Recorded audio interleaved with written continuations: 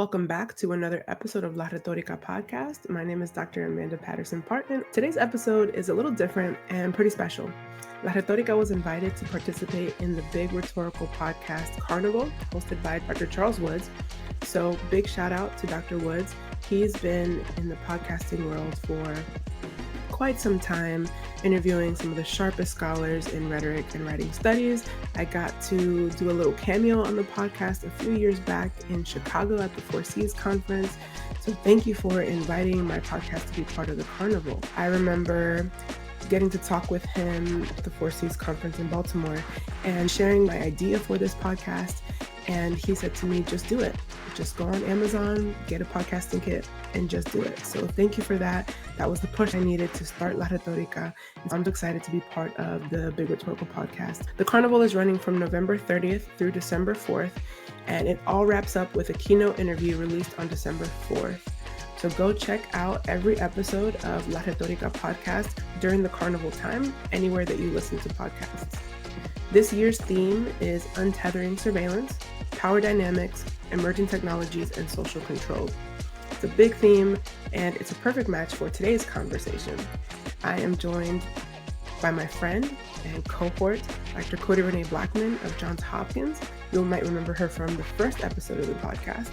In this episode, we talk about the rise of AI as an emerging technology, specifically in writing studies and how we see it with our students, and particularly how it intersects with linguistic justice and students' rights to their own language. How do we contend with this shift that we've seen? So stay tuned as I'm joined by Dr. Codi Renee Blackmon. Let's get it.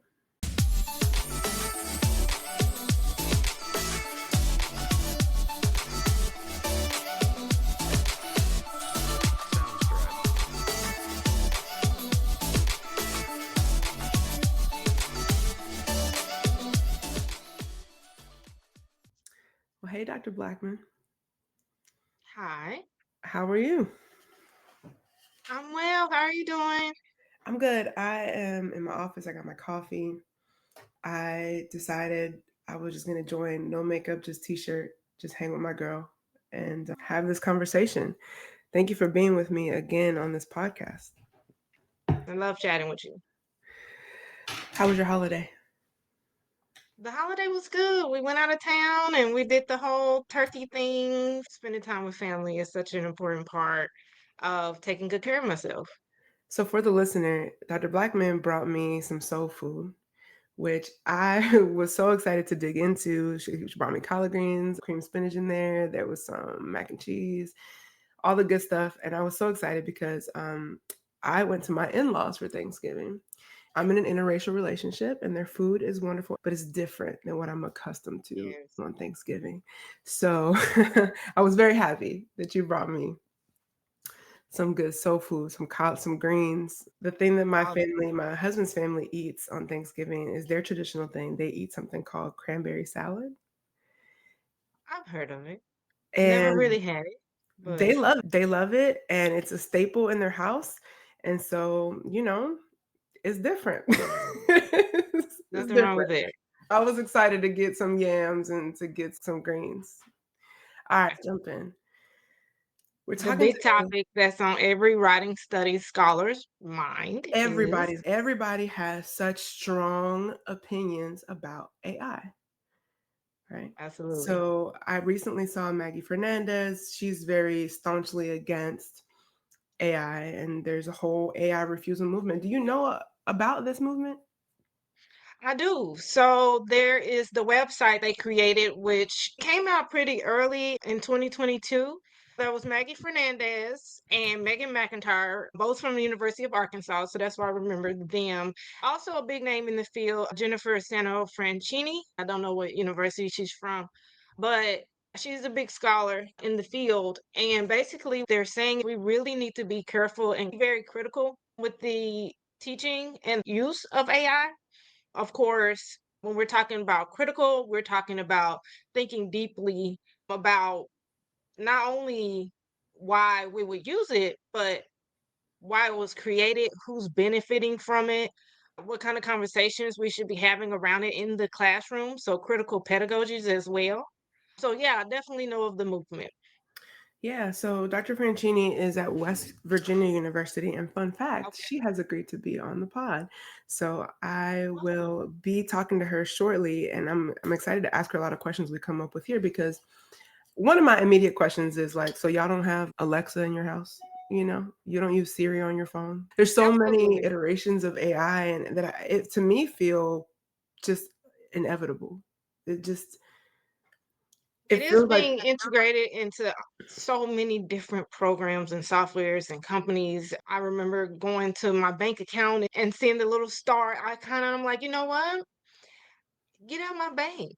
I don't need this type of surveillance with my money. So, yes, it's ubiquitous at this point. We really have to address it. As far as the refusal, I don't know if it's talking about every single instantiation of AI, but definitely we have to be looking at generative AI. We're talking about the type of AI that is all about text generation, right? We're mhm. talking about the type of AI that would replace or at least substantially affect writing studies scholars and teachers, right? And not just text. I've seen it generate images. I've seen it generate art. I recently Yes, saw a reel on some platform where they were pointing out if you go to Home Goods or TJ Maxx, items have images generated by AI and how to spot them. So it's not only absolutely. replacing writing, but it's also replacing artists, right? It's replacing photographers. I've seen videos, voiceovers. I've seen so many sort of insidious uses for AI. I mean, I think it's getting to the point that it's like, can you believe what you see? You know? This is true. So yeah, what I hear you saying is like texts broadly defined, right? Mm. So even instantiations of courses being developed, entire courses being developed and taught by AI. Universities are adopting these technologies. And we really have to have this conversation. What are the consequences? We'll never have a full understanding of what is going to happen until we get there, but definitely have to be proactive, right? And understanding what it can do to our language, to our choices. Yeah, definitely have to be critical as the refusal stance takes. So if you're interested in reading more about the refusal stance, it's available at refusinggenai.wordpress.com.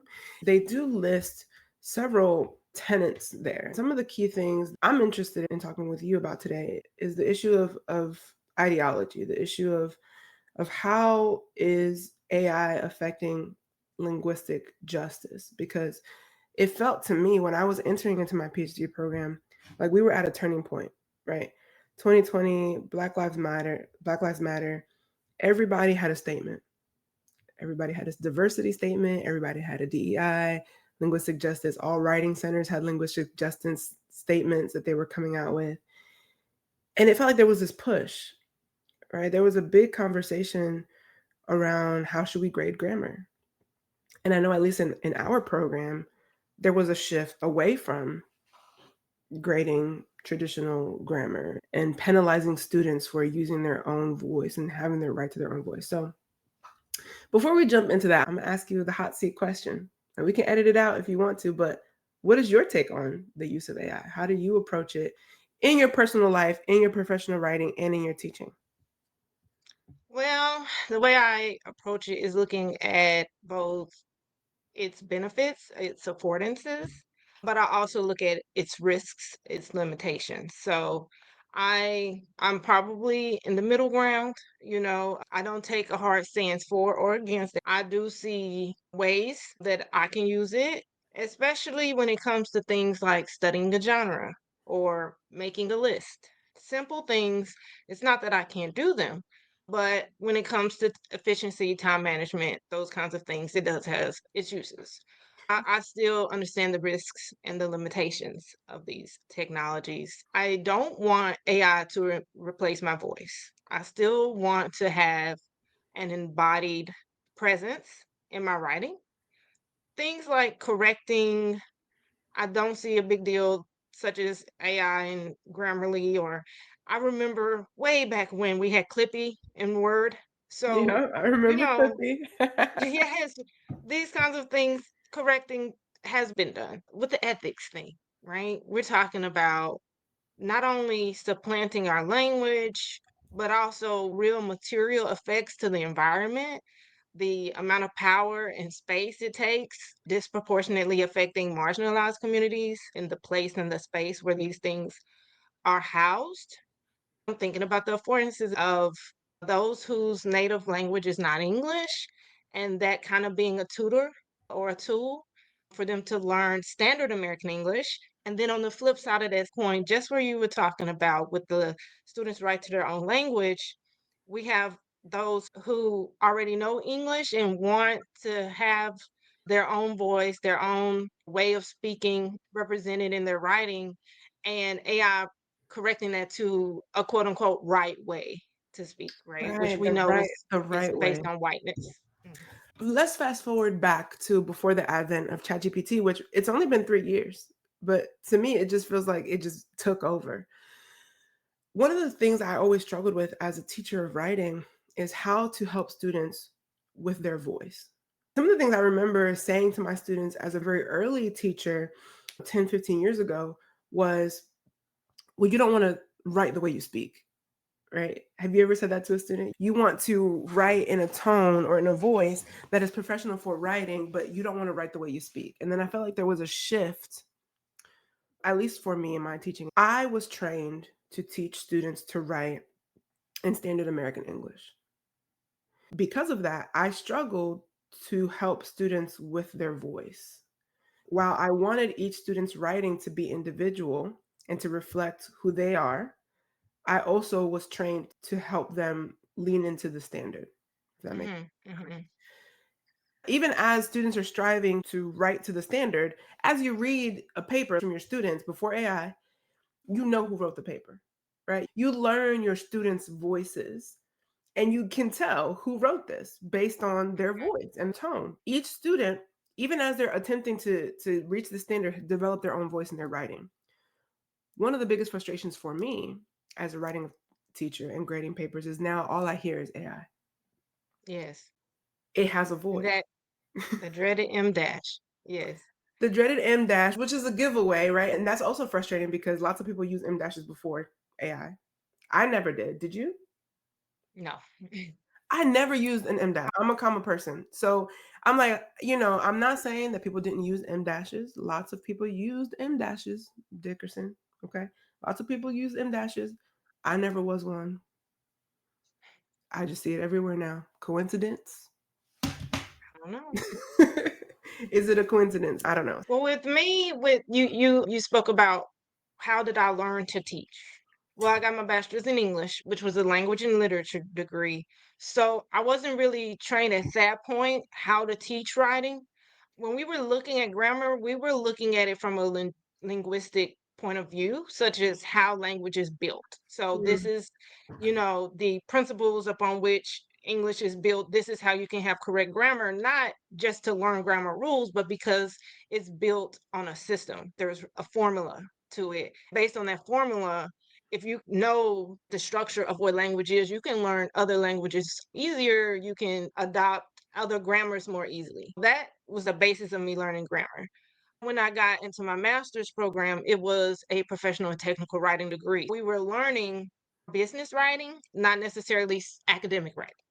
So, based on the context of that, is what type of grammar would be used. So if it was advertisement, then you wouldn't use standard academic English. You would tailor that to your audience and the context around it. So again, a little more expansive in the grammar choices you have in advertisements. They use African American vernacular. That's been co-opted at times. So again, based on context, which grammar you use. Fast forward to my PhD, we were having so many statements being put out on, there is no one right way of writing and of using grammar. So, no, I wasn't trained to only hold students to a standard grammar.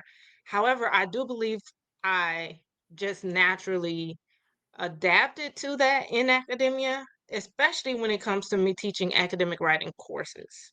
So it's not like I will mark off on grammar, but I think I was looking for that anyway. I yeah. was looking for that way of writing in that particular genre. So again, it becomes tailored to particular genres, but now that we have these text generators, text broadly defined, I see more students thinking that they have to hold to that standard of grammar in school. And this is the only way I'm really interacting with them, right? In this school environment. Um, I try to bring in readings that show them the history of standard American English and how it's racist and built on whiteness standards. I bring that in the first week of class, honestly. The reason I do that is to give them permission to use their own language. I don't bring out the linguistic justice statement, even though I believe in those types of things.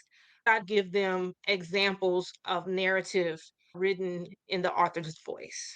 And this is academic writing in whatever native language the author is using. They see that, and I hope they can emulate that for themselves to give them that agency.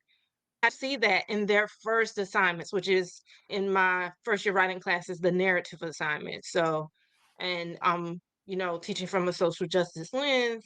So they have to talk about some social justice issue that impacted them personally. And I feel that giving them that license to talk about themselves does bring out some of their authentic voice. But then we move right into some other genre, some traditional academic genre, like a rhetorical analysis or a research paper.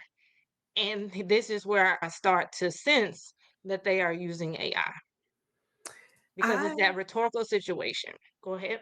I have sort of a controversial statement that maybe some other rhetorical scholars will come at me and say, Ani, you're wrong.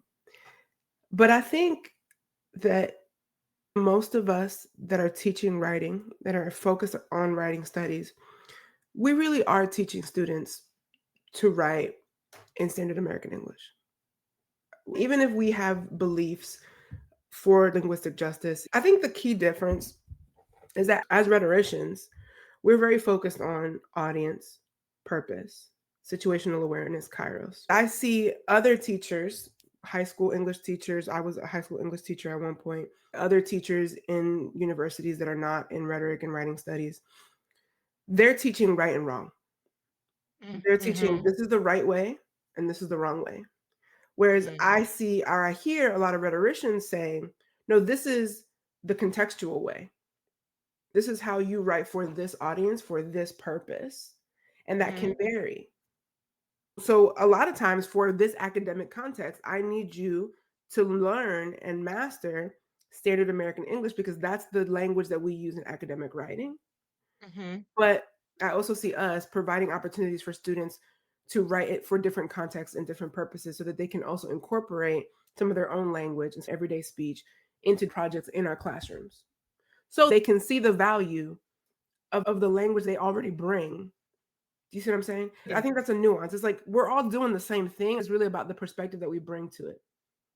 That's my interpretation. I really think I have yet to really see, and maybe Vershawn Young does this in his courses. I don't know, but I have yet to see a professor at a university in rhetoric and writing studies who is genuinely just allowing students in an academic paper to say what they want to say. Mm-hmm. Mm-hmm.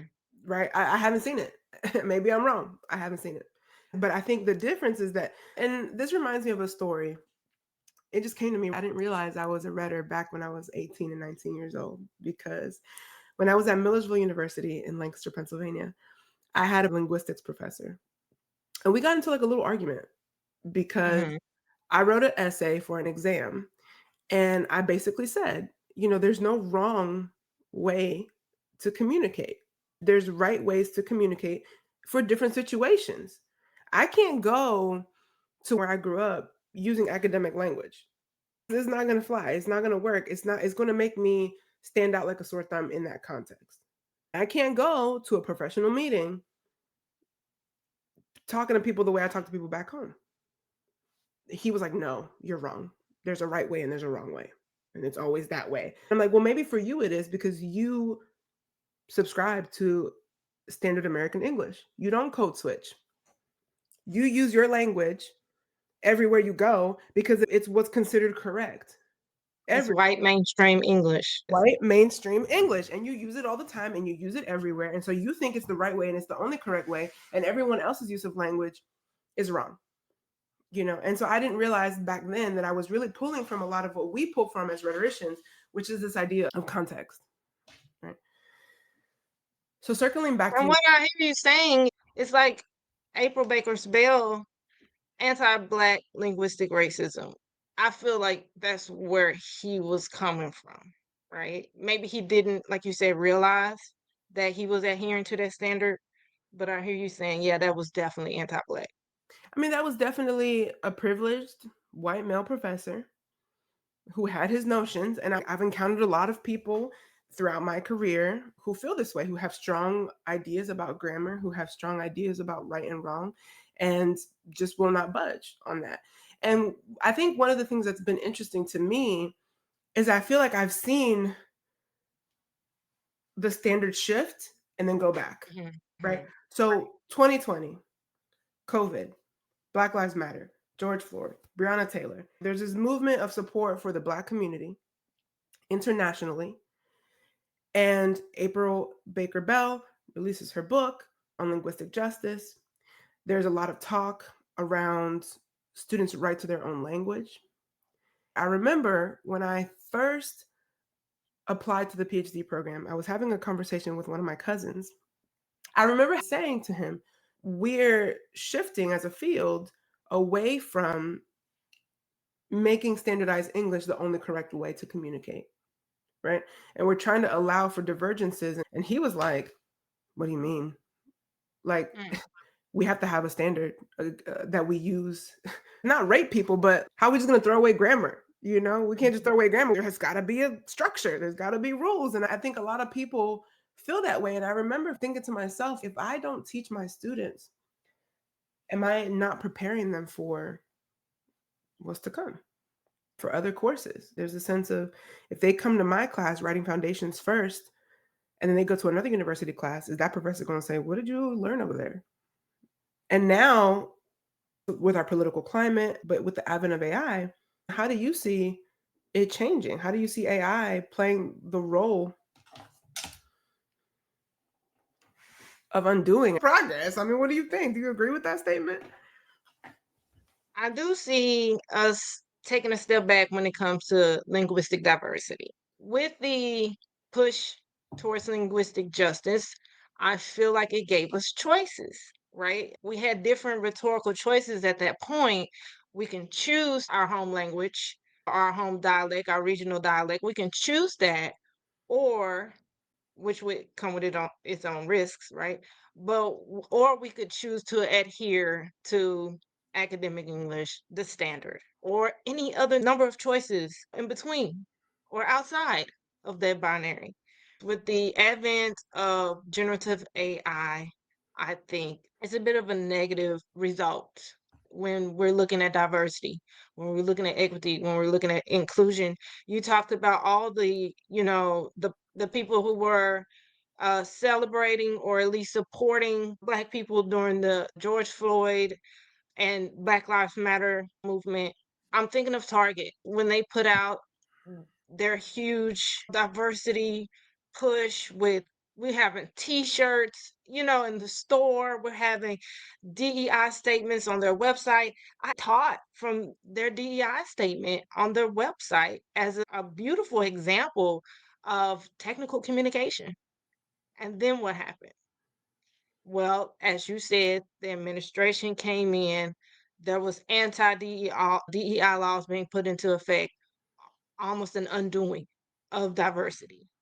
And so I feel like that trickled into writing studies, writing classrooms, right? All of a sudden, the right way becomes the right way again, right? So, yeah, I'm just seeing us doing and undoing of the empowerment of choice, or at least there's a much higher risk of making a different choice other than the choice that AI would give you. Now, you can prompt AI, to give you other types of of grammars of languages, right? You can prompt it to do that, but notice that you have to prompt it to do that. Well, and is it problematic? Because you can ask AI to write something, but then at what point is it mimicking in a way that could be disrespectful or in a way that could be inaccurate or perpetuate stereotypes? Absolutely.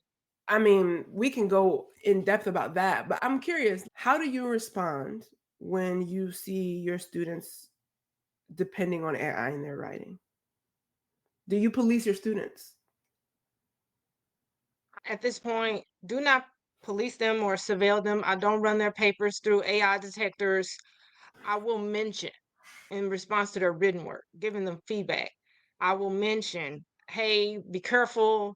I will give them specific examples from their paper. I will be careful of that. And that's just where I am right now. Who knows where I'll be next semester? But at Johns Hopkins, we are doing a whole professional development series on AI. And we're looking again at it as a tool, a teaching tool, but we're also looking at it as an object of study. So we're bringing it into the classroom and we're purposely having these conversations. We're purposely developing assignments to have students interact or think about AI. And of course, they're not required to actually interact with AI software, but they are required to learn about it. I believe it was Stephen Amador, shout out to our other cohort member, who said that he had a student refuse to use AI. That's good. It also goes both ways. I've transitioned to mentioning it in student feedback. I've said things like, this was great. This would have been so much better if your voice shone through over AI, right?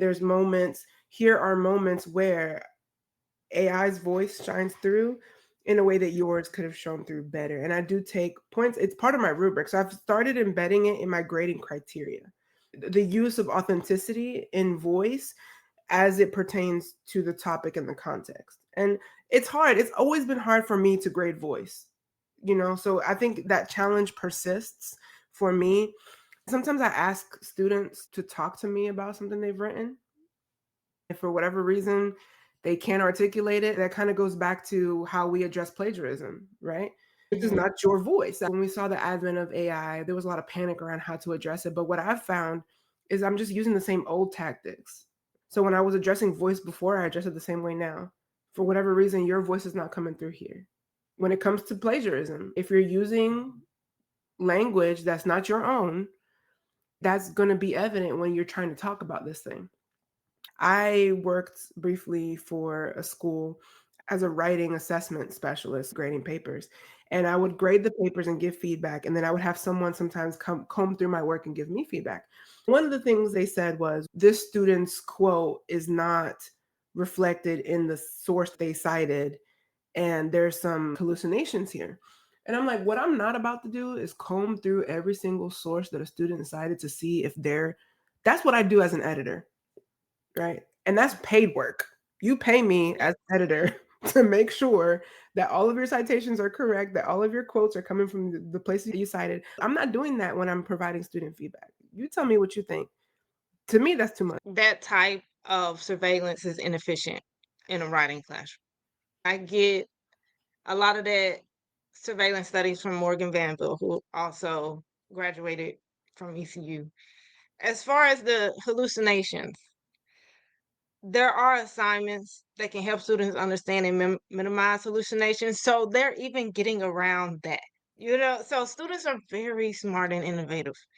I'm not about to go through every source. I, Who I has that might kind of grab a time? handful. It's just too much for a writing instructor. Just like with plagiarism, when Wikipedia came out, I remember being in college when Wikipedia came out and them telling us you can't use that because you'll just copy and paste from that.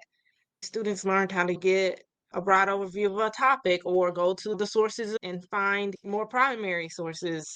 So with AI, students are going to adapt to using these, to find out how is it applicable in my writing assignments, right? How is it going to help me get the grade that I want to get? I know at the university I'm working at now, students care about grades more than learning about their authentic voice in writing. Almost my job or to give them an opportunity to find the joy of the agency that we have when That's okay. So I'm going to pause you right there because this is something that I struggle with as someone who's very busy. I have always had a joy for writing since I was very, very young, and a lot of my friends know me as someone who writes well.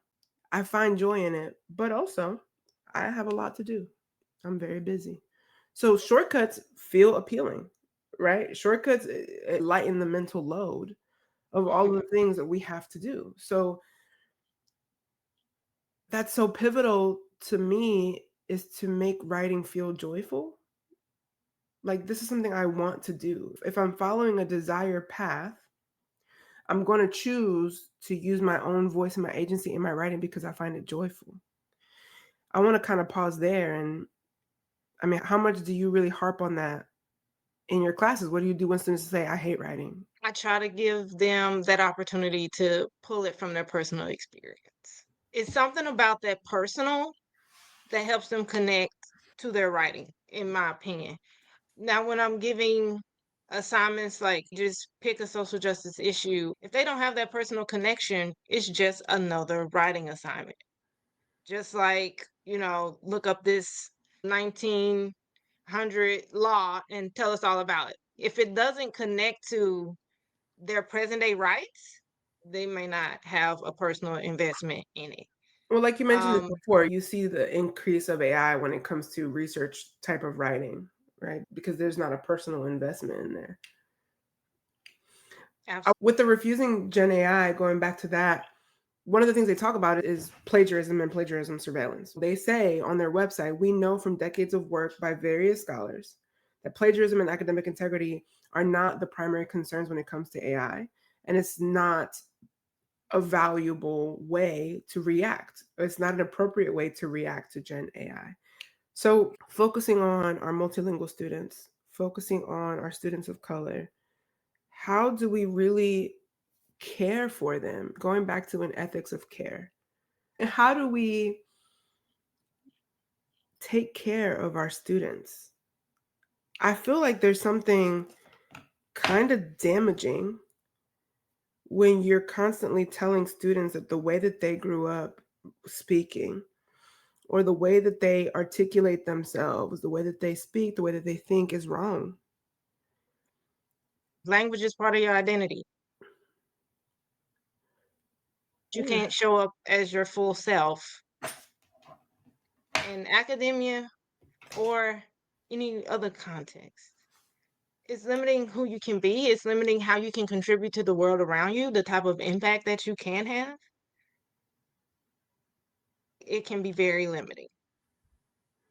When I teach it, I want students to be prepared for the fact that they're going to encounter this in their professional life. We were just talking about how it's ubiquitous. It's in all the software sound. In the workplaces, in the universities, the university has its own brand of AI. I'm trying to develop an AI policy that takes into account, yes, the social biases, yes, the harm is doing to marginalized communities, but I'm also trying to build up that critical literacy of rigorous questioning, how they can use it to enhance their, I don't want to say efficiency, but get more things done. And of course, as soon as we get more things done, there's more things to be done, right? Because companies feel like now we can do more, so let's give them more. But that's another conversation. Specific workplace competencies, I do want students to begin to develop. They're not going to Okay. develop it all in the first year classroom, but I'm also teaching technical writing and sometimes teaching professional writing. So, in those contexts, I have to give them that real world prompting. Okay. So you mentioned workplace competencies, real world prompting. This kind of brings me back to the demand for linguistic justice that we see on the C's page.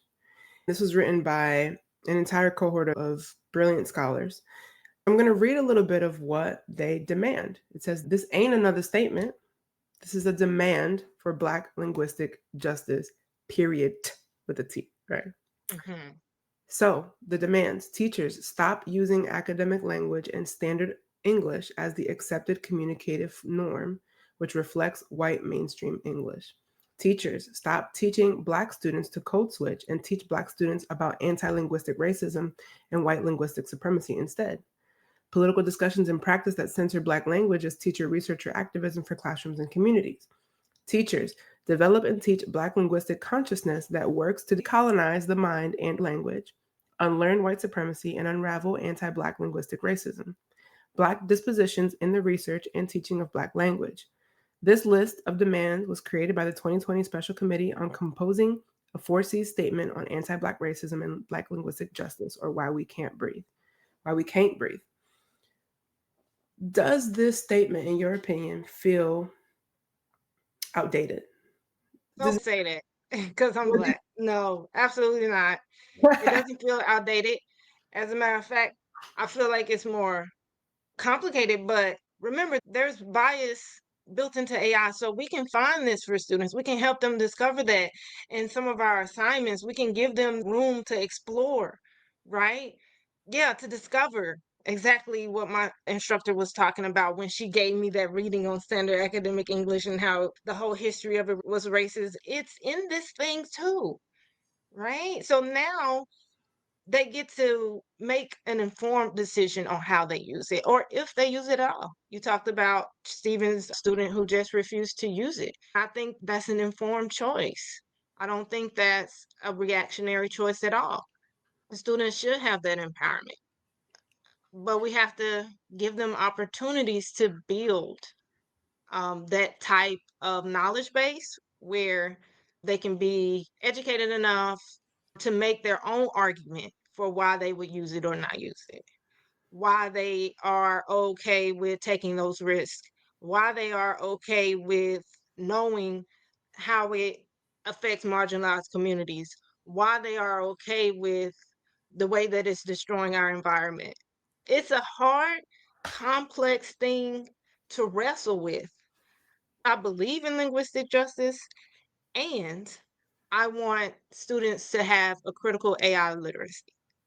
It's So not either you or. can it be both. We started at the beginning of this podcast saying people are very 10 toes down one side or the other. I agree with you. I'm a bit more moderate. I think I'm in the middle. I don't hear a lot of people that are in the middle, but I'm in the middle. Like I want them to have this literacy because at the end of the day, it's not going anywhere. Right? So I want you to know how to use it. And I don't know if this is appropriate, but what I keep thinking about is abstinence education.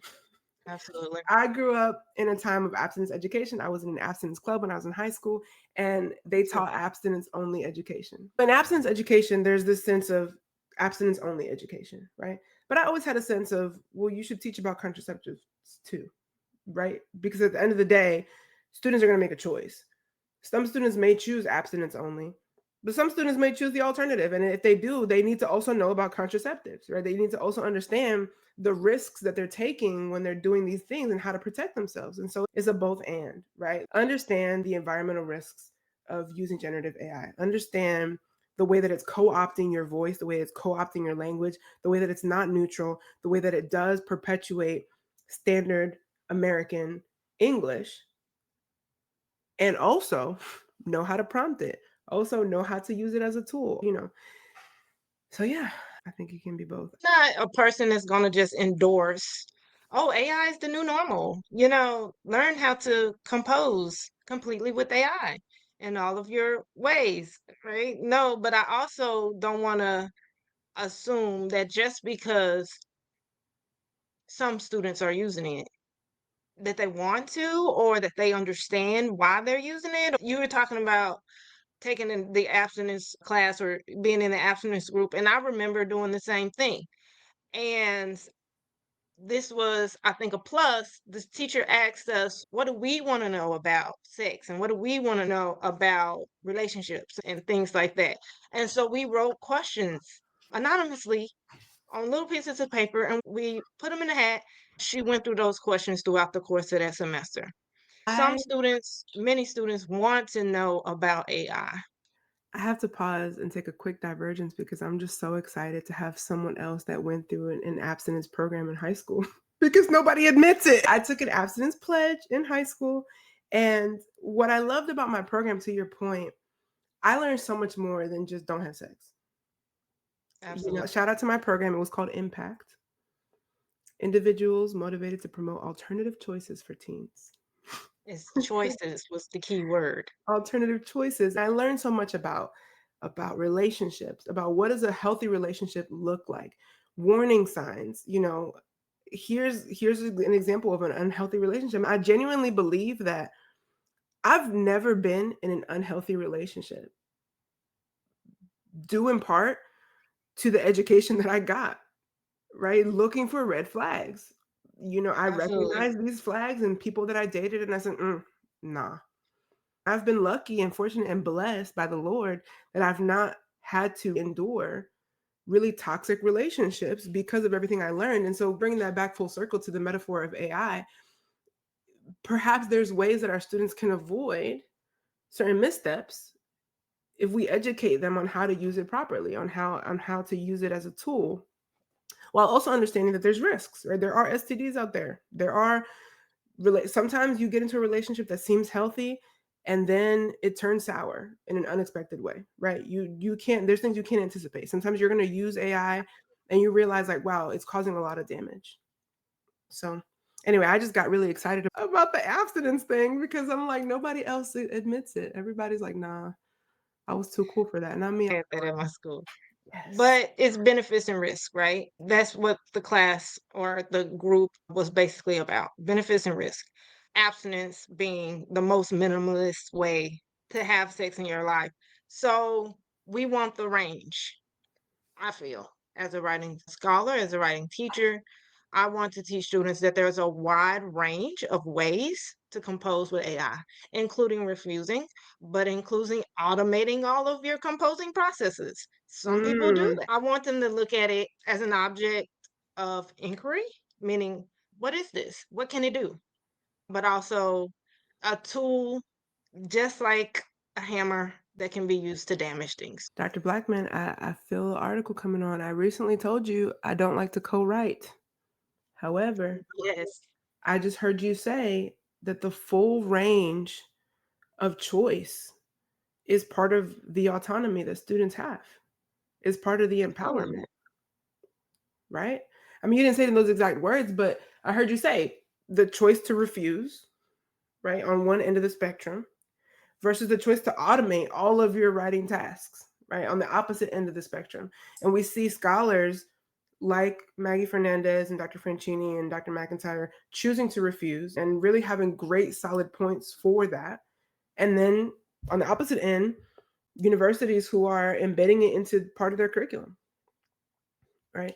Absolutely. And into their library searches where students are supposed to do their own research.